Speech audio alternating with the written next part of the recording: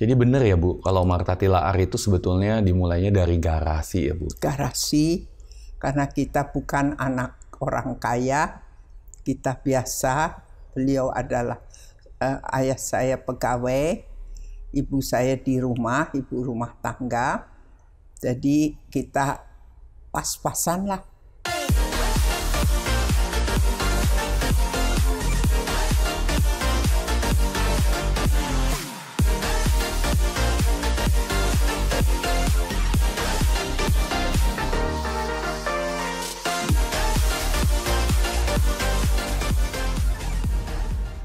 Halo guys, hari ini saya dapat kesempatan bicara dengan salah seorang entrepreneur yang buat saya luar biasa, Bu Martha Tilaar.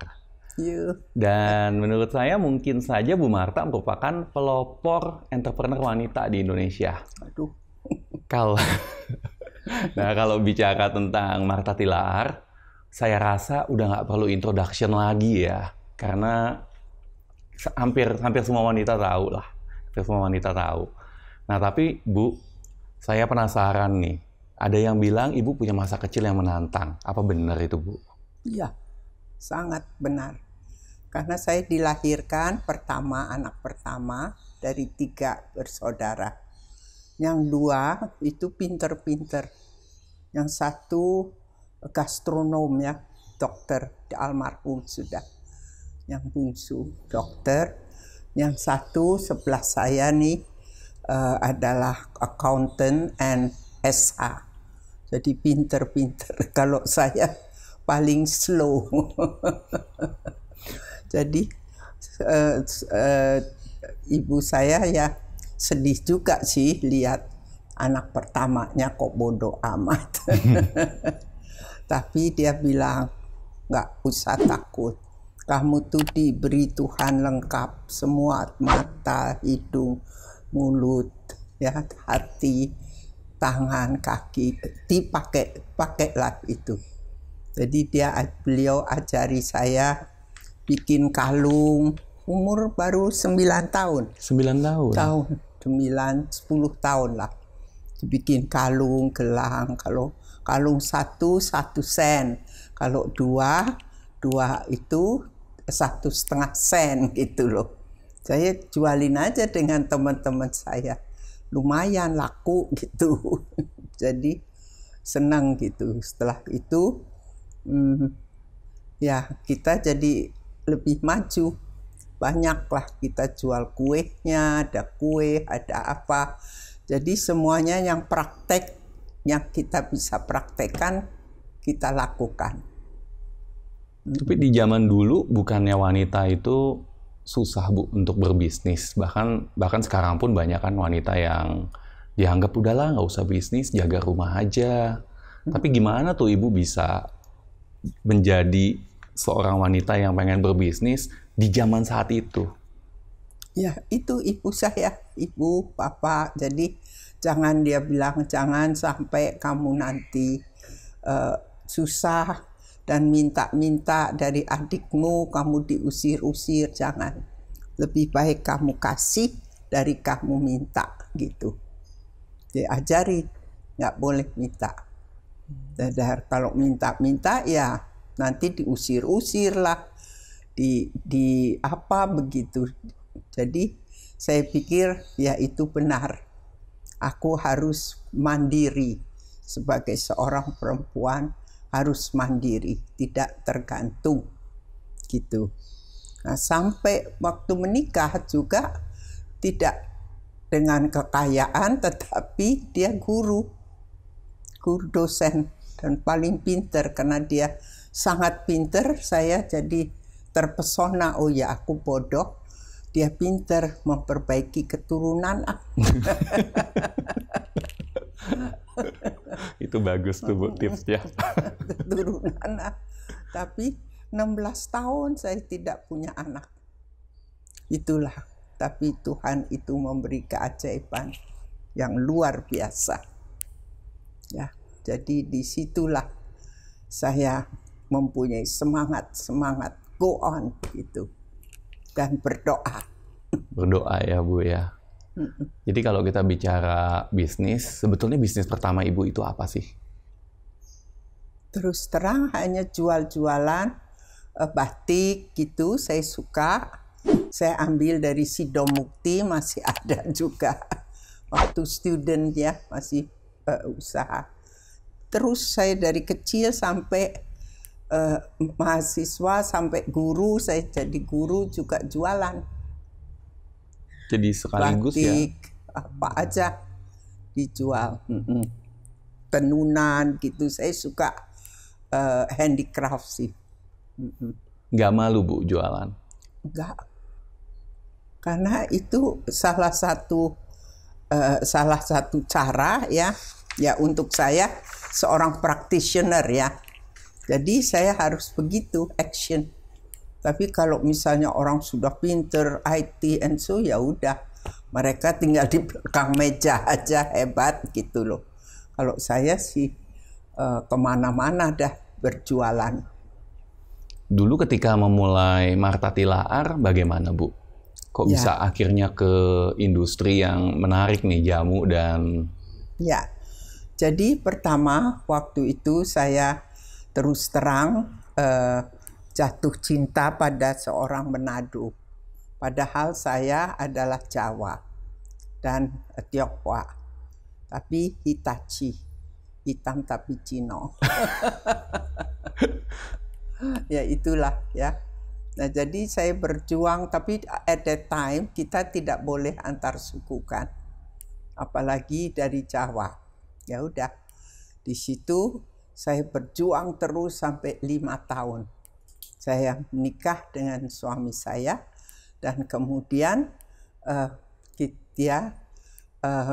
baru aja 8 bulan kita menikah, dia sudah dikirim ke Amerika beasiswa karena dia ujian dan lulus satu-satunya cum laude pada waktu itu, summa cum laude lah. Jadi dia dipilih dan 8 bulan, waduh saya sedih banget, kok bagaimana saya harus ditinggal, nanti dia kepincut sama noni bule. Tapi ya kita berdoa ya. The power of prayer itu penting sekali. Jadi ternyata kalau saya telepon, kamu di mana? Di perpustakaan. Kenapa kamu seharian di situ? Nggak bisa beli buku, mahal. Kan single scholarship kan, jadi nggak terlalu banyak. Nah itulah, maka itu ternyata istri keduanya tuh buku-buku. Sekarang saya ditinggalin buku seberapa? 10.000 buku. 10.000 buku. Wow. Saya harus bikin library. Wow. Saya lagi bikin library buat dia, kasihan kalau enggak. Ya itulah terus dari situ ya kita terus berkelanjutan.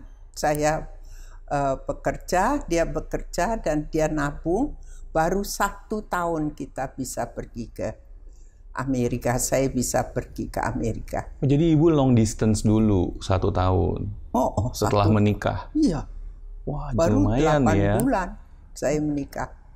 Udah ditinggal. Tapi ya kita harus kuat, harus mandiri lah ya. Nah dari situ saya belajar, saya ngajar di sekolah sebagai guru, dan uang itu saya tabung, dan baru 1 tahun karena at that time ya kapal terbang itu baru KLM lah ya, yang gede-gede, tapi kita aja belum sampai ke Amerika at that time ya, Garuda belum. Jadi ya kita harus tunggu, mahal memang semuanya. Setelah setahun kita harus sabar dan ke sana. Dan teman-teman saya, aduh kamu senang ya ke Amerika ya, aduh nanti kamu tinggal di high rising building gitu ya. Terus naik kendaraan ke surga, dia naik ke kampungan banget dah.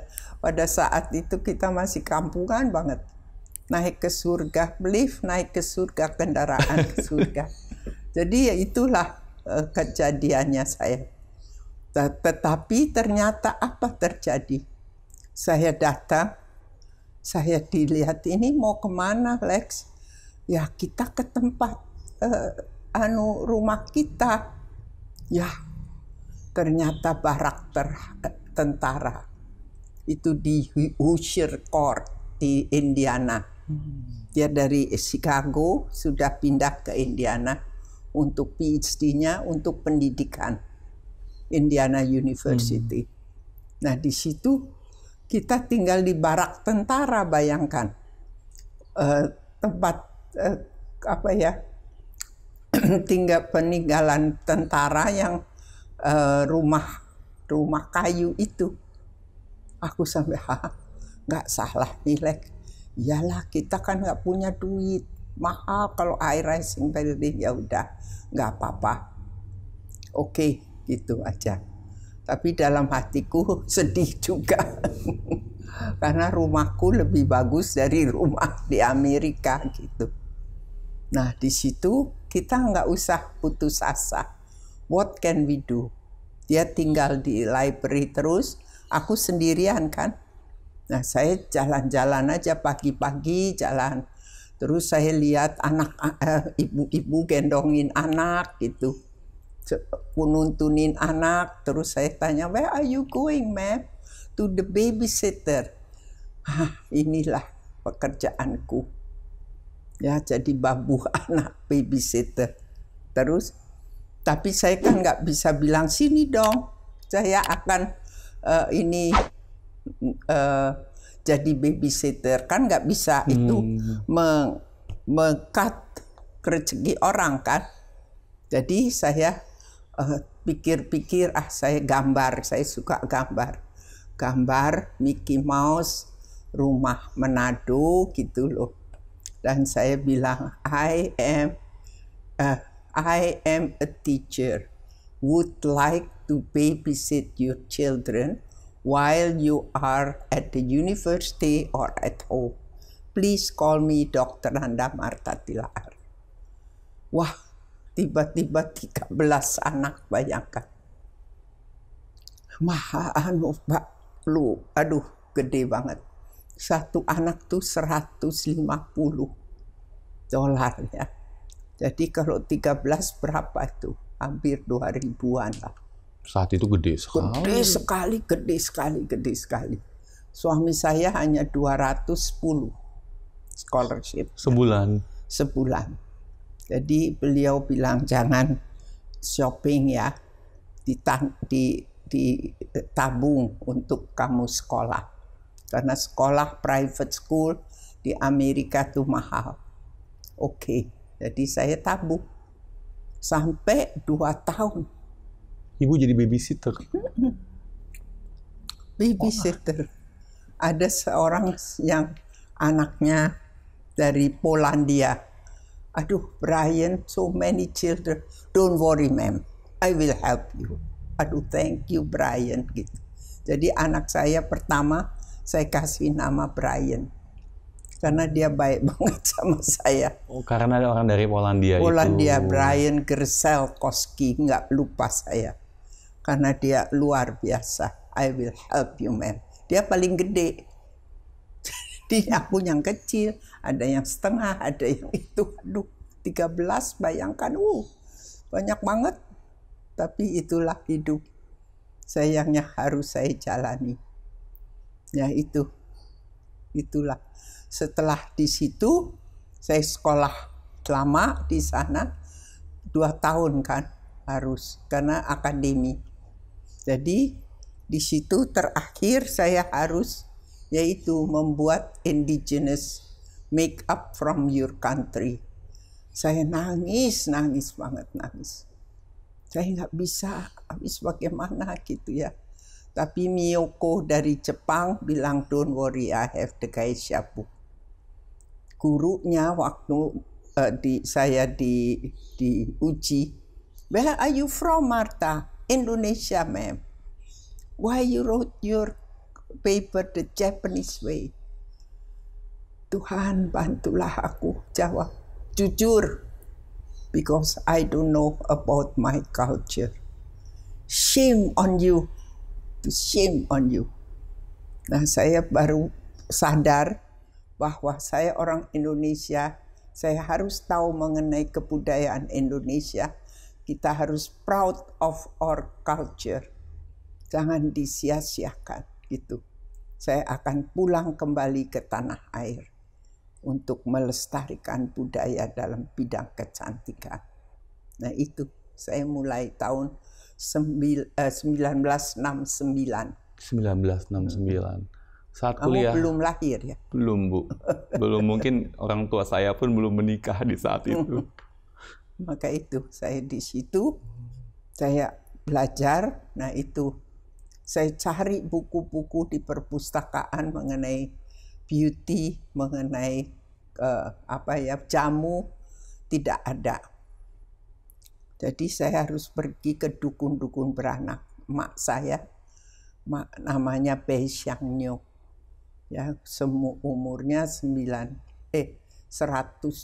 waktu meninggal. Dia itu, ayo saya akan pergi ke teman-teman saya dukun-dukun beranak. Ibu ke dukun beranak? Iya, saya catetin semuanya, bagaimana gitu loh, untuk mengempeskan perut, untuk bancar susu, tapel, pilis, ya, terus ini sabun mangir, semua untuk membersihkan supaya lebih cantik lagi. Nah itu semua saya tulis. Dan orang bilang, aduh kenapa ya orang nggak kok kayak gitu dari Amerika gitu. Kok pergi ke dukun-dukun, dia benar-benar orang gila. Tapi suami saya bilang, terusin. Karena satu dukun meninggal, satu perpustakaan terbakar. Ya karena kita nggak ada written ya, budaya menulis itu nggak ada. Jadi kalau satu dukun meninggal, satu perpustakaan terbakar. Go. Dia lihat saya, oh dicatetin ini, oke, go. Bukan aneh-aneh yang kau catat, tapi yang benar. Teruskan. Itu suami saya, teruskan. Dan itu selalu saya konsisten untuk melestarikan budaya bangsa. Ya, karena kalau tidak, kita siapa lagi? Ya, itu saja. Jadi itu nenek moyang kita barangkali juga kasihan dengan saya. Kadang-kadang disebut gila lah, kadang disebut kampungan lah. Tetapi saya tidak peduli. Pokoknya kita terus untuk melestarikan budaya kita. Itu aja. Nah, disitulah saya baru mulai perusahaan saya. Nah, itu jadi saya benar-benar saya melakukan itu, saya juga praktekkan. Ya, karena pada waktu itu juga sudah lama saya nggak punya anak, 16 tahun. 16 tahun tidak punya anak. Jadi saya pergi ke dokter di Swiss yang terkenal tuh, ahli kemandulan, di Holland, di Amerika, dan di Indonesia. Ya, tapi mereka bilang, ilmu kedokteran bilang, kamu tidak bisa punya anak. Jadi ilmu kedokteran bilang ibu nggak bisa punya anak? Tidak punya anak. Tapi mak saya bilang, ya udah, barangkali dengan ilmu tradisi, ya ramu-ramuan, barangkali bisa menyuburkan peranakanmu karena terlalu kering dan sudah nggak bisa lah, ya. Nah, dengan ramu-ramuan itu peranakan saya jadi subur kembali. Lucu ya. Bisa tapi begitu ya? 3 tahun. Jadi kalau mengenai ramuan itu tidak bisa instan, harus lama 3 tahun. Jadi saya punya anak, itulah. Jadi benar ya Bu, kalau Martha Tilaar itu sebetulnya dimulainya dari garasi ya Bu? Garasi, karena kita bukan anak orang kaya, kita biasa. Beliau adalah ayah saya pegawai, ibu saya di rumah, ibu rumah tangga. Jadi kita pas-pasan lah gitu. Tapi mereka itu sangat mendukung dan mereka bilang ya sudah kita kumpulkan uang ya dari adikmu berapa gitu. Yang dokter, yang dia dokter 10%, yang Ibu Ratna 30% gitu, 40% dari Bapak 30%, saya 30% gitu. Ya sudah, kita kumpulkan uang sedikit, tapi teknologi saya, alat-alat canggih saya sudah datangkan dari Amerika kan, karena bekas saya belajar, jadi saya bisalah promote ourselves. I am American licensed beautician. Wah, keren. Yaitu tahun 70-an ya, early 70. Ya, jadi dengan would like to serve you from top to toe gitu loh. Facial, hair coloring, facial, manicure, pedicure, dan body massage. Please call me Dr. Anda Martha Tilaar. Karena saya rumahnya di Jalan Tosari sini, dekat embassy, dekat Imam Bonjol, dekat Imam Bonjol di Ponegoro gitu loh. Jadi saya ya nggak punya advertising, ya nggak bisa ya, nggak punya duit. Saya panggil aja tukang koran. Tukang koran? Indonesian Observer. Tolong dong masukkan ini ya brosur saya. Oke Bu. Terus ya tiba-tiba saya dapat telepon. Halo Martha, I am the ambassador's wife of America. Would like to come to you. Oh yes, ma'am, please do come. What do you like to have? To color my hair and facial, katanya. Oke, ma'am. I'm also Martha. Namanya juga Martha. Oh, namanya juga Martha. Jadi dia itu menjadi marketing manager saya ke embassy semuanya. Banyak banget. Karena pada saat itu kalau ke salon tidak ada orang yang berbahasa Inggris, jarang. Kalau yang kalau salon ownernya sih barangkali bisa, tapi kalau ininya nggak bisa gitu ya. Jadi ya udah, saya yang bahasa Inggris, wah larisnya banget. Jadi saya bilang sama ayah saya, boleh nggak saya jadikan ini rumah jadi salon dan kita tinggal di garasi. Oke. Oh, jadi kebalik ya?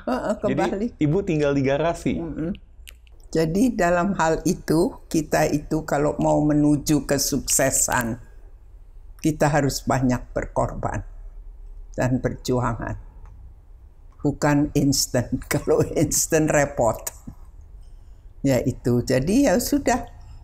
Untung bapakku baik banget. Ya udah.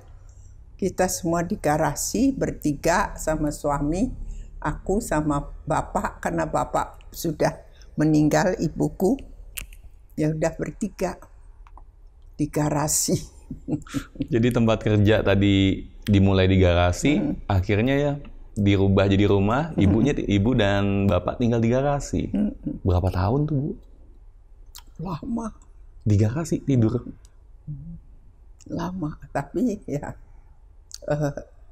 terus ada orang yang baik hati dari gereja bilang, ini rumahku kosong, kamu boleh pakai dah, di Hostok Aminoto, Bapak Sudaryo, pengusaha juga. Jadi saya dapat rumah. Dari situ saya tabung, saya beli rumah di Wahid Hasim, ya, dan kemudian menjadi sekolah, menjadi salon di Cikini. Saya di Prapanca, saya punya rumah sendiri, beli. Jadi terus pada saat itu kan rumah itu murah. Jadi ya udah kita beli Prapanca, Cikini, Wahid Hasim. Udah. Modal bikin bisnis Martha Tilaar awalnya berapa, Bu? Modalnya Kalau nggak salah ya, berapa ya, 10 jutaan gitu. Ketika awal-awal ingin bangun di garasi. Belum ada barangkali. Itu sudah dengan pegawai saya ini, jadi sudah semuanya sudah komplit lah, 10 jutaan gitu. Jadi terus berkembang gitu ya. Kalau kita mempunyai sifat jitu itu, Anda sukses, jadilah manusia jitu. Amin. Disiplin, jujur, iman kuat, inovatif, ya, dan tekun, fokus, dan ulet kerja keras. Udah, itu yang saya terus tekuni. Kalau tidak, bagaimana? Kalau ini aku mau itu semua pada jatuh. Betul. Ya. Jadi dulu pernah ketika dianggap gila dan diejek gila saat itu, Ibu tidak merasa down atau? Enggak. Saya ya merasa down juga ya sebagai manusia ya. Tapi karena dukungan suami, dan suami bilang kalau nanti satu dukun meninggal, satu perpustakaan terbakar, nah itu kan saya bilang, oh saya bisa melestarikanlah budaya jamu itu kan untuk Indonesia gitu loh. Jadi saya terus aja begitu belajar terus, nggak takut saya. Seberapa penting sih Bu peran suami atau pasangan dalam bisnis? Kalau peran suami dalam bisnis itu sebetulnya nggak ada ya, tapi spiritnya itu selalu dia kasih go gitu. Nanti anak-anakmu akan saya pelihara lah gitu.